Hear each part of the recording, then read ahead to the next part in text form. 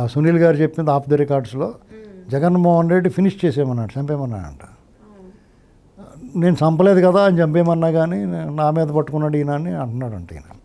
ఆయన ఏంటంటే నన్ను చంపేయమన్నాడు కానీ నేను చంపేయలేదు, నన్ను వదిలేయమన్నాడే బాబు అన్నట్టుగా, లేదా నన్ను పట్టుకున్నాడు ఈయన అని వాళ్ళ మిత్రుల దగ్గర ఎవరి దగ్గర మాట్లాడుకుంటున్నాడు ఆయన. ఇది జరిగింది. ఏమైనా నేరమే కదా. ఒకవేళ జగన్మోహన్ రెడ్డి, మీరు ఐపీఎస్ అండి, సామాజిక స్పృహ ఉన్నవాళ్ళు, ఒక జాతి మొత్తాన్ని మేలుకొల్పడానికి మీరు ఒక ఉద్యమిస్తున్న వ్యక్తి, మీరు సూర్యుళ్ళటోళ్ళు. ఇలాంటి మరకలు ఉండడం వల్ల మిమ్మల్ని అనాల్సి వస్తుంది, కానీ మీరు నిజంగా మీరు ఉండాల్సిన మనుషులు సమాజంలో.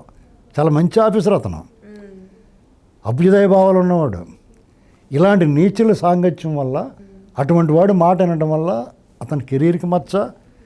ఇవాళ అతని పౌరుషము, శౌర్యము, ప్రతాపం అంతా కూడా మసకబారిపోయింది. ఇవాళ మాట్లాడాలి, ఎవరు పడితే వాళ్ళు మాట్లాడుతున్నారు ఆయన్ని. అది కరెక్ట్ కాదు కదా.